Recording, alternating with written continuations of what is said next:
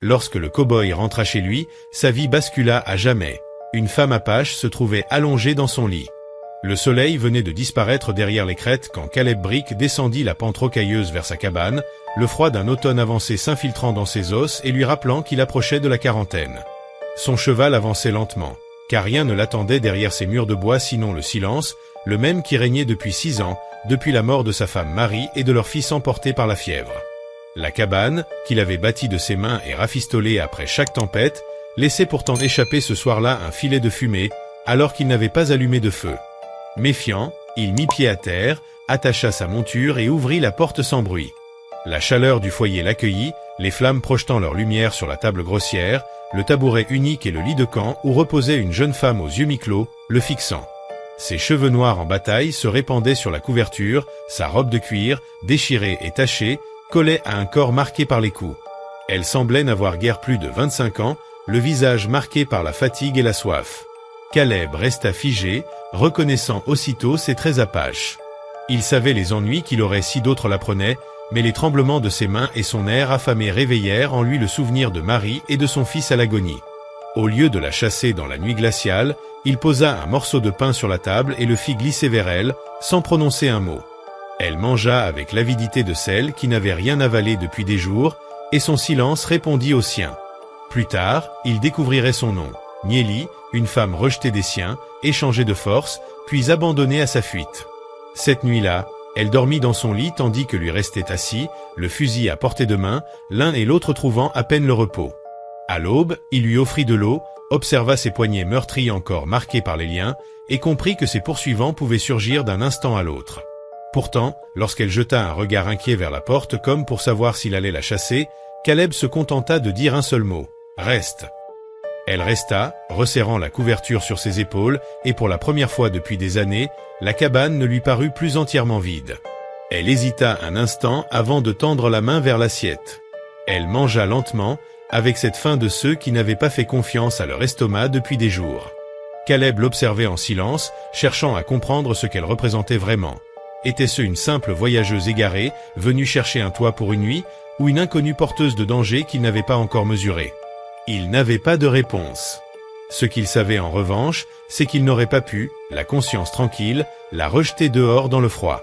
Lorsqu'elle eut terminé, elle repoussa doucement l'assiette vers lui, baissa les yeux et croisa les mains sur la table. Ce n'était pas un remerciement prononcé, mais le geste emportait tout le poids.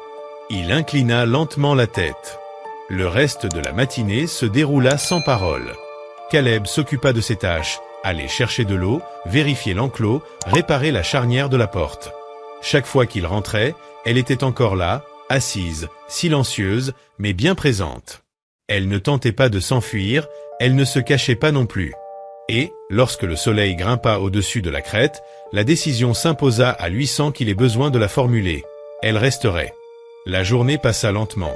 Une de ces journées où rien d'extraordinaire ne semble se produire, mais où tout peut changer à travers de petits gestes partagés entre deux êtres confinés dans les mêmes murs. Caleb poursuivait son rythme habituel, mais chaque mouvement pesait désormais différemment, comme mesuré par la présence de cette femme. Jusqu'à midi, elle resta allongée sur la paillasse, emmitouflée dans la couverture, le suivant du regard sans exiger ni supplier, observant seulement. Quand vint le moment d'aller chercher de l'eau, il la jaugea du coin de l'œil, se demandant si elle avait assez de force pour marcher. Si elle devait rester plus longtemps, elle devait prouver qu'elle n'était pas en train de s'éteindre dans son lit. Sans un mot, il décrocha le seau du mur et le lui tendit. Elle hésita, baissa les yeux vers l'objet, puis vers son visage, avant de le saisir. Ses doigts minces tremblaient encore, mais elle se leva, la couverture glissant de ses épaules et révélant la robe déchirée qui ne couvrait plus grand-chose. Caleb détourna le regard et sortit le premier. Elle le suivit pieds nus sur la terre gelée, son souffle court dans l'air glacé. Le ruisseau n'était pas loin, mais le chemin suffisait à faire chanceler un corps affaibli par la faim. Elle trébucha, les genoux heurtant la poussière, et Caleb la retint aussitôt par le bras. Le contact fut bref, assez pour la remettre debout. Elle le regarda, étonnée, non pas avec colère, mais comme surprise qu'il ne l'ait pas repoussée. Puis, sans rien dire, elle reprit sa marche, serrant plus fort le seau.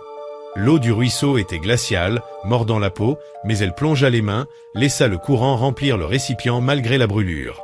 Quand elle tenta de soulever le poids, ses bras tremblèrent. Caleb posa sa main sur la anse. Elle crut d'abord qu'il voulait le lui prendre, mais comprit vite qu'il l'aidait simplement à porter.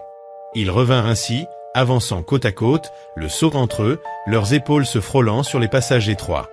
De retour à la cabane, il posa l'eau près du foyer tandis qu'elle cherchait un peu de chaleur. Sa robe humide lui collait au corps et ses cheveux, alourdis par l'humidité, à porter, car il savait que les hommes qui l'avaient blessé pouvaient revenir. Pourtant, en la voyant endormie sous sa couverture, une part de lui se calma. Elle était vivante. Ici, et cela suffisait pour repousser une décision plus dure à demain. Les jours suivants, un rythme étrange s'installa. Chaque matin, il la voyait reprendre un peu de force. Ses mains tremblaient moins, ses bleus s'éclaircissaient. Elle participait aux tâches simples, lavait les récipients, balayait le sol avec une branche, recousait son manteau avec des points maladroits mais solides. Et chaque soir, le silence qu'ils partageaient autour du feu ressemblait moins à un vide et plus à une trêve fragile. Caleb, lui, sentait grandir une tension qu'il s'efforçait de contenir. Elle aussi percevait ses regards qu'il détournait trop tard. Rien n'était dit, mais quelque chose flottait dans l'air, impossible à ignorer. Quand il partit un matin chercher des provisions au bourg, l'idée de la laisser seule le tourmenta. Une femme amaigrie, vêtue de haillons, attirait tous les regards si elle l'accompagnait. Il laissa donc la cabane derrière lui, le cœur serré, et revint à la tombée du jour. À son retour, il trouva le feu entretenu, la maison balayée, et son manteau recousu une fois de plus. Elle essayait, à sa manière, de s'installer, de prouver qu'elle n'était pas qu'un fardeau. Et cela, plus que tout, l'ébranlait. Le soir venu, assis en face d'elle à la lueur du feu, Caleb comprit qu'il ne pouvait plus prétendre que rien n'avait changé. Elle n'était plus seulement une étrangère blessée à sa porte, elle était devenue une présence incontournable, et chaque jour où il la gardait auprès de lui rendait l'idée de s'en séparer plus impensable encore.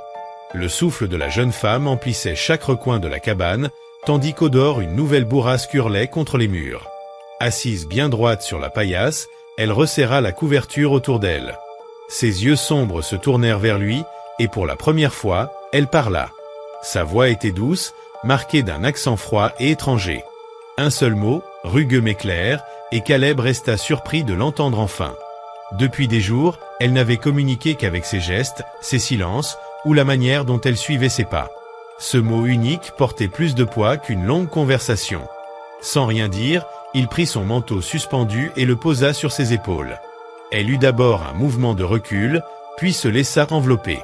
Le vêtement était trop grand, les manches dépassaient de ses mains, mais la chaleur apaisa ses frissons. Elle le fixa de nouveau, et cette fois ne détourna pas aussitôt le regard. Caleb retourna au feu, ajouta une bûche et la flamme monta, réchauffant la cabane d'une lueur orange stable. Quand il reprit place, elle le suivait toujours du regard. Après un silence, elle pointa son doigt vers sa poitrine, puis vers lui, et enfin posa la main sur la couchette comme pour dire qu'elle resterait. Sa mâchoire se crispa. « Tu ne comprends pas ce que ça signifie ici », murmura-t-il, tout en sachant qu'elle avait peut-être compris. Si des cavaliers la trouvaient, aucune explication ne serait acceptée, ils jugeraient sans écouter. Il pensa au danger, mais aussi à ses blessures qui guérissaient, à la manière dont elle avait réparé son manteau, ou porté de l'eau malgré sa faiblesse. Chaque jour, la balance penchait un peu plus vers l'idée de la garder auprès de lui. Plus tard, alors que la nuit s'épaississait et que le froid s'infiltrait davantage, Caleb vérifia les volets. Lorsqu'il se retourna, elle était recroquevillée sous la couverture, les genoux repliés, luttant contre le froid. Sans réfléchir trop longtemps, il sortit une autre couverture de son coffre et traversa la pièce. Elle le suivit des yeux, inquiète mais immobile, et quand il déposa le drap de laine sur elle, elle ne protesta pas. Sa main frôla son bras avant de se retirer brusquement. Elle n'avait pas bougé, se contentant de l'observer de ses yeux profonds et calmes.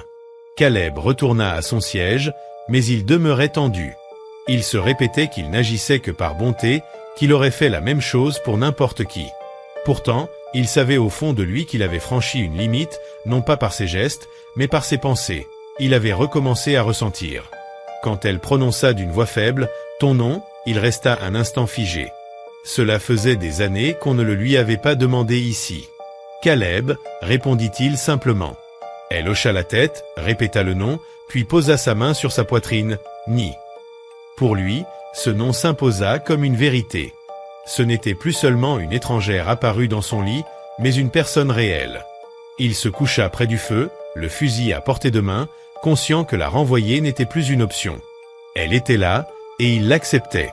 Pour la première fois depuis longtemps, il ne s'endormit pas seul. Il s'endormit au rythme d'une autre respiration. Le lendemain matin, il la trouva déjà éveillée, assise sur la couche avec la couverture sur les épaules. Ses traits, adoucis par le repos, ne trahissaient plus ni peur ni défi, mais une simple habitude de sa présence. Au petit déjeuner, peu de mots furent échangés, mais elle fit l'effort de prononcer quelques termes en anglais, lents et hésitants, tout en remerciant parfois dans sa langue. Chaque geste comblait peu à peu la distance entre eux. Pourtant, le trouble persistait. Ses regards s'attardaient sur elle plus qu'il ne l'aurait voulu. Et certains soirs, près du feu, quand la couverture glissait de ses épaules et que la lumière révélait la douceur de ses bras ou la courbe de sa poitrine, Caleb détournait les yeux, mais pas toujours. Un soir, il céda à ce qu'il retenait depuis trop longtemps. Il s'approcha d'elle, son nom à peine murmuré, et lorsqu'elle ne recula pas, leurs lèvres se rencontrèrent. Ce baiser, d'abord fragile, se fit plus profond quand elle y répondit. Dans le silence de la cabane, ce fut comme si la vie reprenait. À partir de cette nuit, le souffle de Ni n'était plus seulement celui d'une survivante, mais celui d'une présence choisie.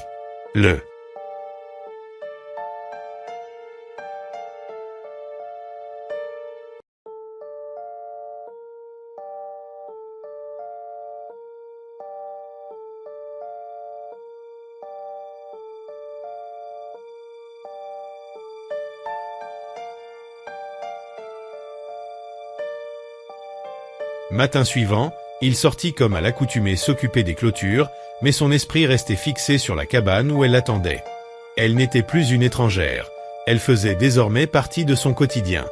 Pourtant, quand des sabots résonnèrent soudain dans la clairière et qu'une voix d'homme appela son nom, Caleb sut que leur fragile équilibre venait d'être menacé. Caleb resta impassible, la mâchoire serrée, affirmant qu'il ne faisait que maintenir le feu car le froid était plus dur cette année. Jackson le fixa un long moment avant de cracher dans la poussière et de le prévenir. Des hommes étaient passés récemment, à la recherche d'une fille qu'ils accusaient de vol, et posaient des questions en ville. Ces paroles frappèrent Caleb comme un coup, mais il garda la voix ferme en disant qu'il resterait vigilant. Jackson s'éloigna à cheval, et Caleb retourna vers la cabane, le ventre noué. Il savait maintenant que ce qu'il craignait depuis la nuit où il l'avait trouvée allait arriver. Quelqu'un viendrait la réclamer, non pas en tant qu'être humain, mais comme un bien perdu, et s'il lui se dressait en travers de leur route, ce seraient les armes qui parleraient.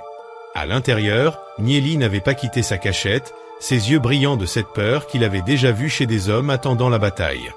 Il posa son fusil contre le mur, s'accroupit et lui dit calmement qu'il viendrait. Pour la première fois, elle tendit la main et toucha son bras, un geste fragile mais lourd de sens. Cette nuit-là, ils veillèrent ensemble, le feu brûlant haut, lui assis près de la porte avec le fusil sur les genoux, elle blottit près de l'âtre, décidant de rester malgré le danger. Le lendemain, chaque bruit dans la forêt faisait battre son cœur plus fort et Nieli restait près de la cabane, nerveuse. Quand la tempête s'abattit à la tombée du jour, elle finit par murmurer, en désignant ses poignets marqués, qu'on l'avait enchaînée et qu'elle s'était enfuie, ajoutant que si on la retrouvait, on le tuerait. Caleb, ému, lui promit qu'il ne la laisserait pas partir, pas tant qu'elle était sous son toit. Au cœur de la nuit, des bruits de sabots se firent entendre. 2 hommes frappèrent à la porte, exigeant qu'il leur livre ce qui ne lui appartenait pas. Caleb refusa, le fusil braqué, et lorsque la porte vola en éclats, les coups de feu retentirent dans la cabane. Le premier homme tomba, le second s'effondra dans l'embrasure, avalé par la neige. Le silence revint, seulement troublé par la respiration saccadée de Nieli. Après avoir traîné les corps dehors, Caleb referma la porte et trouva la jeune femme debout, les yeux fixés sur lui. Elle posa sa main sur sa poitrine et murmura « Sauf ». Pour la première fois depuis la mort de sa famille, Caleb sentit qu'il n'était plus seul. Au matin, la neige recouvrait tout d'un blanc immaculé. Côte à côte devant la cabane, elle ne paraissait plus prête à fuir. Quand il lui dit qu'elle n'avait pas à partir, elle plaça sa main dans la sienne. Ce n'était pas une demande, mais un choix. Dès lors, ils partagèrent les tâches, les repas, les jours, et les blessures du passé s'effacèrent peu à peu. Le printemps arriva, transformant la cabane en foyer. Caleb n'était plus un homme isolé dans son deuil, et Nieli n'était plus une fugitive. Ils étaient désormais liés, non par des promesses, mais par le simple fait d'avoir décidé de rester ensemble dans cet endroit reculé où la vie ne garantissait rien, mais où leur présence mutuelle suffisait amplement. Les jours suivants s'écoulèrent dans un silence nouveau, mais ce silence-là n'était plus lourd ni pesant, il respirait la vie. Niélie s'accoutumait au rythme des lieux, apprenant les gestes simples qui rendaient la survie possible. Elle entretenait le feu, portait l'eau, l'aidait à couper le bois. Ses gestes, encore hésitants au début, devinrent plus assurés à mesure que les semaines passaient. De son côté, Caleb redécouvrait une chaleur qu'il croyait. Niélie l'avait compris elle aussi. Elle ne fuyait plus, mais son sommeil restait léger, hanté de sursauts. Une nuit, elle lui confia dans un murmure qu'elle craignait davantage la justice des hommes que leur fusil. Car aux yeux de la loi, elle n'était rien d'autre qu'un bien volé, une ombre sans droit. Caleb serra sa main et lui répondit d'une voix grave. « Tant que je respire, tu ne seras jamais reprise. » Et à cet instant, il sut que sa propre vie avait désormais un but clair. Protéger cette femme, quoi qu'il en coûte. Les semaines passèrent. Le monde extérieur semblait les avoir oubliés, jusqu'au jour où 3 cavaliers apparurent au loin, silhouettes sombres se découpant sur l'horizon. Caleb les vit le premier. Son instinct lui dit que ce n'étaient pas de simples voyageurs. La tension monta comme une vague. Il prépara le fusil, fit entrer Niélie dans la cabane et lui dit de rester près de l'âtre. Mais cette fois, elle secoua la tête. « Non, je reste avec toi. » Son regard brillait d'une détermination farouche. Elle n'était plus la femme tremblante cachée dans un coin. Elle avait choisi de faire face à ses démons à ses côtés. Les cavaliers approchèrent lentement, leurs chevaux soulevant des nuages de poussière. Caleb se posta devant la cabane, droit, le fusil en main. Quand ils stoppèrent à quelques mètres, l'un d'eux, un homme au manteau noir, le visage creusé par les rides et les cicatrices, prit la parole. « On dit que t'as du bien qui nous appartient. » Sa voix grinçait comme une scie sur du bois. Caleb ne bougea pas, sa mâchoire serrée. Derrière lui, il sentait la présence de Niélie, debout, le visage découvert, refusant de se cacher. Un silence pesant s'étira, brisé seulement par le souffle des chevaux. Puis Caleb répondit, sa voix basse mais ferme, « Ici, rien n'appartient à des hommes comme vous. » Le cavalier noir éclata d'un rire froid. « Alors, faudra régler ça autrement. » Ses mains glissèrent vers les crosses de ses revolvers. La tension devint insoutenable. Caleb leva le fusil, Niélie serra les poings. Le temps sembla suspendu, comme si la terre elle-même retenait son souffle. Ils savaient tous les deux que ce moment déciderait de leur avenir, la fin d'une fuite ou le commencement d'une vie enfin libre. Le cavalier au manteau noir eut un rictus mauvais, ses doigts effleurant déjà la crosse de son arme. Derrière lui, les 2 autres restaient silencieux, mais leur regard ne laissait aucun doute, ils n'étaient pas venus pour négocier. Caleb garda le fusil levé, la respiration mesurée, mais son cœur battait comme un tambour de guerre. Il savait qu'un seul faux mouvement suffirait à déclencher l'orage. Alors, contre toute attente, Niélie s'avança d'un pas. Elle n'avait ni arme ni protection, seulement sa voix tremblante mais claire. « Je ne suis pas vôtre », lança-t-elle dans son anglais brisé mais compréhensible. Ces mots frappèrent l'air comme une gifle. Le cavalier noir éclata d'un rire sec, mais dans les yeux de ces hommes, un doute passa. La voir ainsi, debout, refusant d'être une ombre, perturbait l'image qu'il s'était forgée d'elle. Caleb sentit une vague de fierté et de crainte l'envahir en même temps. Il s'avança légèrement pour se placer à sa hauteur, le fusil toujours prêt. « Elle a choisi, dit-il, et ce choix n'a rien à voir avec vous. » Le cavalier noir cracha dans la poussière. « Tu crois qu'un mot ou 2 suffisent à effacer ce qu'elle doit? Elle nous appartient. Si tu t'interposes, Brannick, c'est toi qui tomberas. » Un silence lourd s'abattit, le vent seul sifflant entre les branches. Caleb savait qu'il n'avait plus le luxe de reculer. D'une voix grave, il répondit « Alors venez. Mais sachez que personne ne passera cette porte tant que je respire. » Le premier coup partit presque aussitôt. Le cavalier noir tira, la détonation éclatant comme un éclair. Mais Caleb avait anticipé, il se jeta de côté et riposta. Le fusil cracha sa flamme, projetant l'un des hommes en arrière, son corps heurtant le sol dans un nuage de poussière. Le chaos éclata. Niélie, sans crier, attrapa la hache posée contre le mur de la cabane.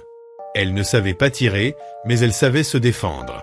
Tandis que Caleb rechargeait, le 2e cavalier fonça, revolver au poing.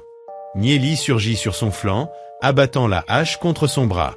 L'arme tomba dans la poussière, l'homme hurla de douleur, et Caleb, d'un tir sec, l'envoya s'effondrer au sol. Il ne restait plus que le chef, le manteau noir. Son regard flamboyait d'une rage glaciale, mais Caleb vit aussi une ombre de peur dans ses yeux. Le duel se résuma à un souffle, les deux hommes face à face, les armes levées. Le silence retomba, comme si même le vent attendait le verdict. Puis, d'une voix basse, presque rauque, Caleb murmura « Tu n'emporteras rien d'ici. Pas elle, pas sa liberté. » Le cavalier hésita, ses doigts crispés sur la gâchette. Mais dans le regard de Caleb, il lut une résolution prête à brûler jusqu'au bout. Enfin, il recula, jurant entre ses dents, et remonta à cheval. « Tu t'es fait des ennemis, Brannick » gronda Théil avant de tourner bride. La neige soulevée par les sabots effaça sa silhouette dans le lointain. Caleb abaissa son fusil, son souffle court. Nieli lâcha la hache et se précipita vers lui. Ils restèrent ainsi, serrés l'un contre l'autre, conscients que la guerre n'était peut-être pas finie, mais que ce jour-là, ils avaient gagné leur droit d'exister ensemble.